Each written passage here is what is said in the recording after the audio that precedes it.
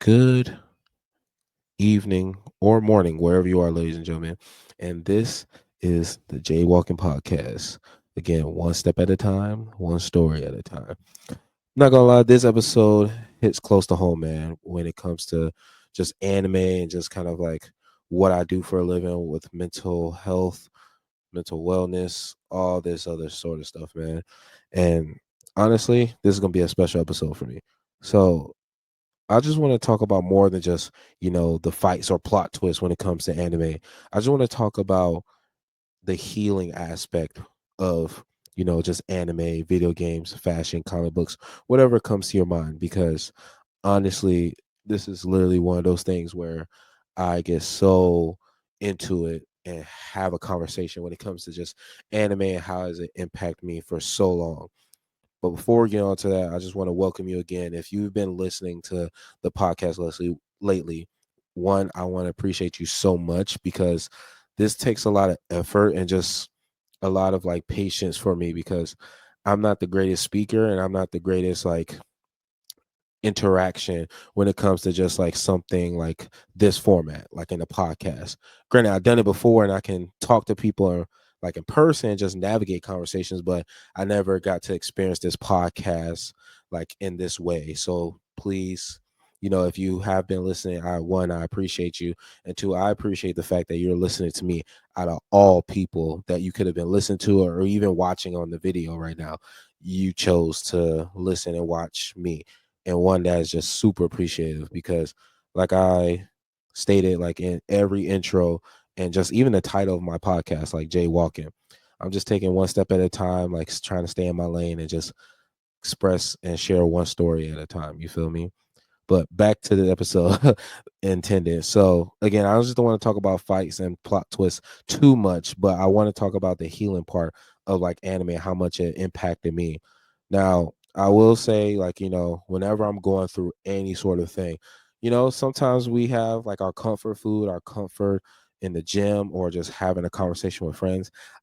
I have all that. Excuse me. I do apologize. I did burp. But I do want to say that anime has taken it to a whole nother level because you get to see what you experience into other people and not just like any ordinary people. Like these is like in your fantasy or like something that you didn't even recognize like could show up in an anime until you pick up anime and all of a sudden like you're seeing someone dealing with grief, anger, sadness, hell, like discovering themselves. Like you get to see all that sort of thing in a sort of a character aspect with one not experiencing it yourself, but the most important thing, you can relate to this character. So I just want to say, like, it's been like one of my escapes, for when I have a lot of things on my mind, but also gives me a lot of time to reflect and just reflect on like what is going on in my life and how this character would handle it or that character would handle it. So it's just one of those things where, bro, like anime is such a helpful tool for me through my healing journey and just like creating my own safe space so then I can help with others to create a safe space. But I remember, you know, for instance, Naruto. That's my favorite anime of all time. Naruto, hands down, I always say is in my top five because that show itself has a lot of character growth, development, and just like beliefs and aspects of the show that you wouldn't even imagine is happening in real life, but it is. A lot of people deal with grief. A lot of people deal with the fact that someone betrayed them. A lot of people deal with the fact that, you grew up with this person right next to you, and then this person just turned out to be something that is completely against what you known them for. And it deals with a lot of things, but there's like a handful of key moments where I learned from anime and the fact that anime taught me something that the real world didn't. And one of those moments come up is literally like in Naruto, like the pain fight. Besides the action, like love the action, love the animation, even the little quirky animations at a time where they, you know, you pause it and you can just see like, oh, this animation was kind of weird. But one of the things I love about that fight is the ideology, the two ideologies clashing in Naruto. Because throughout the whole show, Naruto's belief was like overpowering a lot of people. Neji, Sasuke. Granted, he did lost his first fight, but in the end, like obviously, like his ideals won against Sasuke's ideas. But Pain was different. Pain had the ideology that you must know pain in order to help someone else pain. And I didn't really think about it that way because when we go through things, like we don't expect other people to relate. We just expect people to help us out or not help us out. We just go through our own stuff and be like, oh, no one else is like dealing with this. But Naruto and Pain are like two opposites of the same coin. You feel me? Like Naruto was Nagato if he didn't receive help, like, or had the nurturing and care from a mentor like Iruka Sensei or Kakashi or Jiraiya. Like he had those support characters. Naruto, he had that support, but then his world just turned upside down when his friend like died on the battlefield, and he had to use his secret technique to like literally defend not only his land, but then also like his friends. And even wasn't even much of a land to begin with, because their whole land was used for war. Like, imagine yourself in a war constantly that's not even yours. Like, you see war every single time you step out the house in your village. Like, your village is the main focal point of a battle, and it's just no resources, always gloomy, always raining, always a constant survival of, am I going to survive today? What I'm going to eat? How I'm going to navigate from going from this city to the next? Hell, even how house to house in their village.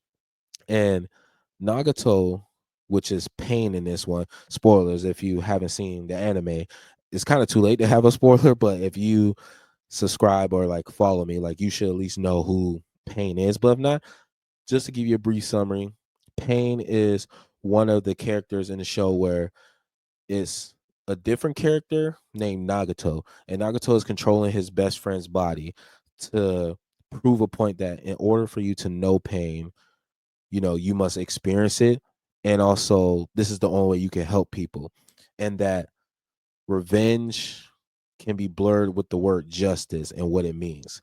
I don't want to get too much into ideology, but basically Naruto's idea is to basically help support and save those who are in need and continue to go on the right path, and just continue to have this good guy moniker of like, hey, like I'm going to support people. People can't do this to each other. And even if I'm mad and angry at you, I will not like take your life. And it goes more further in depth that, I can explain, but I'm just painting a picture for those who truly don't know anime or just wanting to hear what I have to say as far as like anime, just or even interested in the podcast. I just want to paint that picture. Nagato or Pain, on the other hand, is literally someone who went through the worst things in humanity, and he has an ideology of like, okay, I experienced this, and in order for the world to come together, it must be through pain.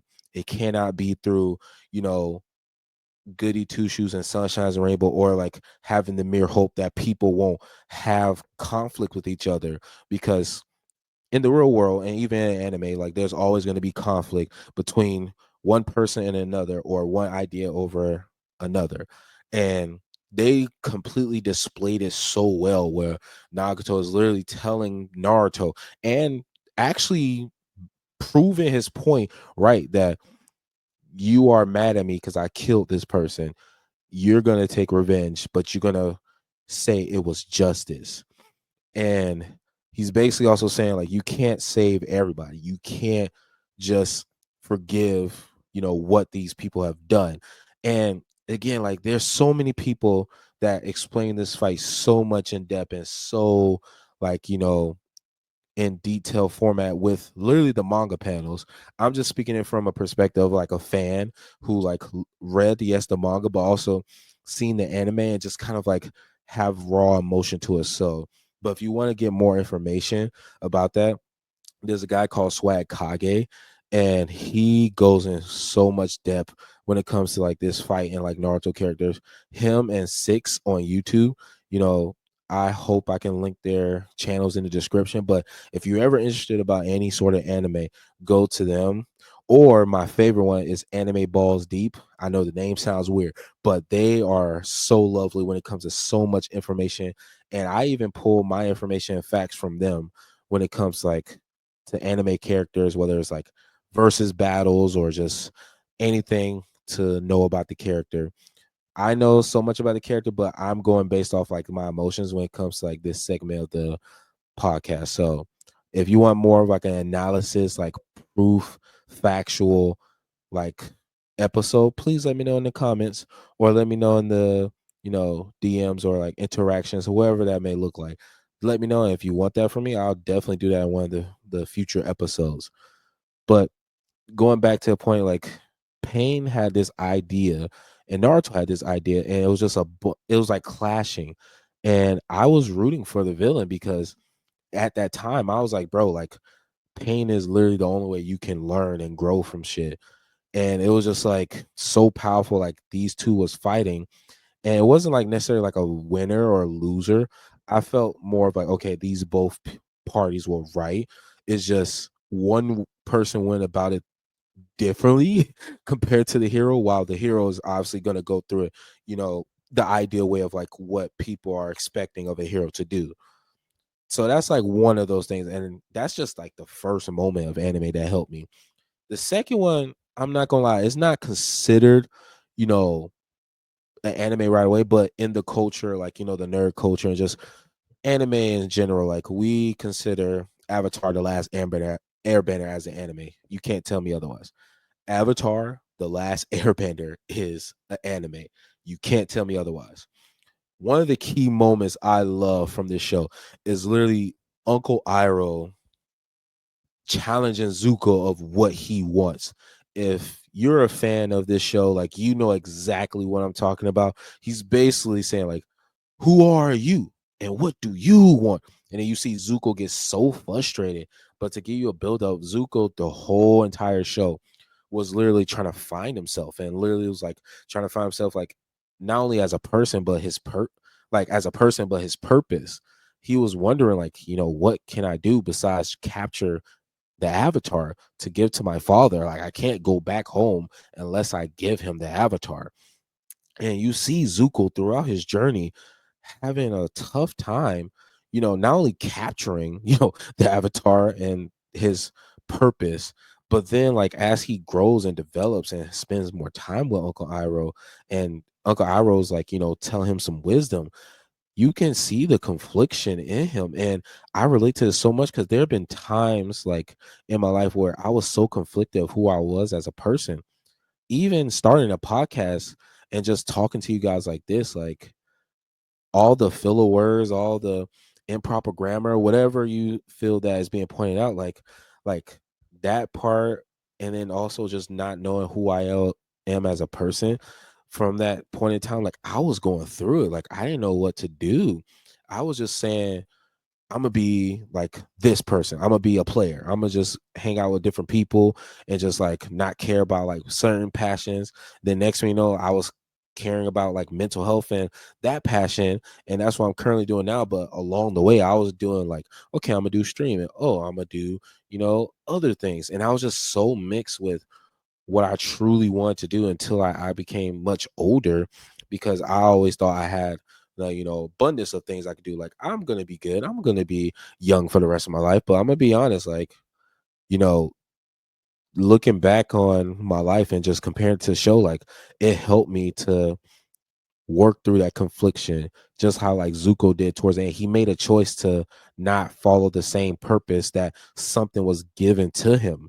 And I feel that, like, I been time and time again like felt like there was a purpose given to me and I had no say so. Like I had to follow like the cultural norms, whether it's to go to college or not do X, Y, and Z activities, or don't go here, even though that person hasn't experienced that before, but they're telling me not to do it so I can prevent, myself from experiencing the same thing they would have potentially experienced. So it just feels like with that show, like it helped me like work through that confliction of like, hey, you know, you have so much aspects and like so many things about you that can make you whole. That's why it's so complex. And when Uncle Iroh gives that speech, it's like, okay, who are you and what do you want? That's basically like even asking me and telling me like, okay, you have all these ideas, you have all these things that you want to do, whether you put effort in them or not. Like obviously that's a whole separate, conversation. But who are you and what do you want for yourself? And from time to time, I always remind myself, like when I do want something, think of that speech of like, yo, what do I want from myself? And lastly, bro, I'm not gonna lie, my favorite moment in any anime I ain't gonna lie, it's a tie because I love Naruto so much, and not many people, go back to it. But I'm gonna just go back to Naruto.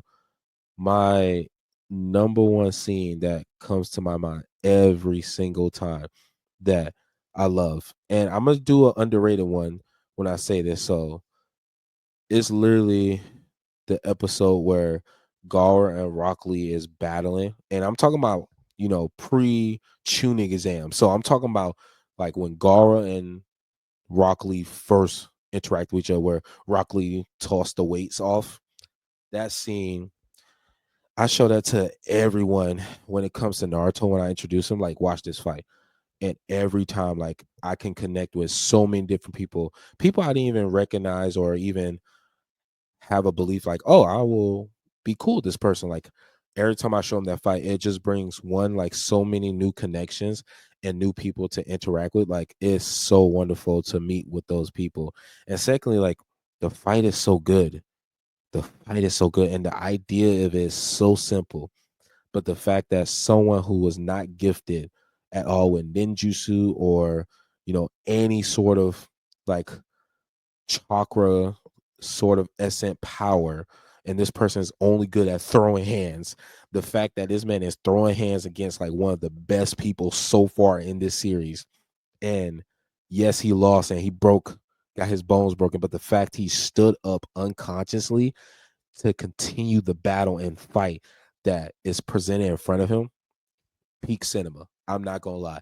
And I know people don't use that fight all the time, but I love that fight as an anime because that just shows you like no matter what you go through, how you sound, how you interact, or how you look towards like from other people, you're able to still stand up and continue what you want to do.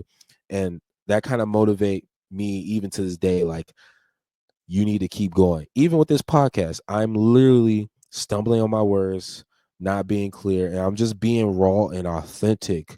And is literally stemming from that episode where literally like Rock Lee is being himself regardless of what is happening. And the fact of the matter is he did lose, he didn't get the dub, and it appeared to be. But the fact of the matter is he stood up and continued to do what he needed to do.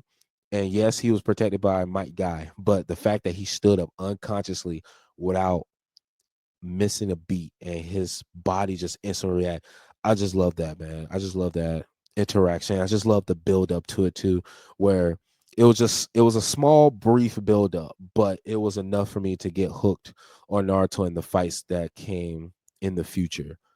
Those are like a handful of animes that kind of changed my life and just played a key role in like me as a person developing. And obviously, I want to give a shout out to the anime where, like, not anime, but like the moments in Naruto where, the death of Jiraiya, like learning how to deal with grief and how to like move on and to be better. And the way Naruto like went through that process, and obviously like Jiraiya's death was so impactful to the anime community that even I cried. And it just showed me like, death is inevitable, death can come, and grief is part of the process. And while you're in that process, you just have to continue to work for yourself, but also remember like what was passed down to you, what was taught to you, what you're going to teach the next generation, what the next generation going to teach the next generation. And it just gave me an insight where it's like death is going to happen and you're going to deal with grief, but how you deal with grief will build character and growth. And I just love the symbolism behind Jiraiya's death. I usually don't name that one because it's obviously like a fan favorite. of like, oh, this is what taught me this. But it's just one of those things I wanted to bring up because, we deal like with death, and we deal with things where it hits us out of nowhere, and we process and deal with what happens, and being part of like, a human just taking this journey and a walk in life, that things are going to happen. And if you're not ready for it, that's okay. You can be ready along the way. You can get better and work towards what you want for yourself. And that's what like that show has taught me. And there's plenty more moments in anime and video games that I love, but I just want to stick with those few because there's a lot of emotion and passion to these episodes that I mentioned. But also I always encourage people, like, wherever hobby you're interested in, just go for it. And if you want to watch anime, I always say start with something small or something like you're into. Like if you're into basketball, find a basketball anime. If you're into, soccer, there's a soccer anime. Great show. I haven't seen it personally, but I know people watch it. If you're into like some interesting, I always say Parasite. If you want to think about psychology, Death Note. And if you want to think about newer animes, think of Jujutsu Kaisen or JJK for sure, Demon Slayer, even Solo Leveling right now. Solo Leveling right now is actually lit right now. But I just wanted to name those points because, anime like has an impact on, the culture and like how people learn and grow, because it shows you lessons that not many people are ready to talk to you about. And also, these are lessons you can visually see without fully experiencing it. But when you do, it hits so close to home that it's not even funny. Because even the stories I shared with you and like just talking about it, there's times where I just tear up every time I look at anime, especially like just again, point out another one, Classroom Assassination. Like, wait, is it? No, actually, it's Assassination Classroom. Great story, great ending to it, and everyone was developing and becoming their own character. Like I cried. Like I cried when, spoilers if you haven't seen Assassination Classroom, when the main teacher dies, bro. It was just so hard because the fact that this man sacrificed his life to save his students, while also while the time they were building to kill him, he was building them to people that they were already striving for, which is bettering themselves. And I just love that teacher mentor relationship where you're building this young, bird or flock to be a better version of themselves. And at the end, you sacrifice yourself. Like, it's just so beautiful. If you haven't seen Assassination Classroom, please go watch it. It's on like Netflix or Crunchyroll. It's a great anime. It's one of those things that I've like added to my repertoire. That it was a great show, fire. But yeah, man, these are some of the stories that helped me and just helped me, open up a different perspective. And also, it's cool to talk about anime in this safe space. So I just want to leave off with this and just, you know, what helps you heal? Like, what helped it you to get through the tough times, whether it's anime, fashion, food, friends, family, whatever you can think of. I want to know what helped you through, those tough times. And hopefully, I can respond to some of you guys. Or if you don't like want to have that close interaction, that's okay. Put it in the comments in this video or DM me if you choose to, because I want to know like what helped you get through, those tough times. All right. I appreciate you listening to the podcast. Thank you for coming back to Jaywalking, because we're healing, we're reflecting, and we're laughing one step at a time, and also telling one story at a time.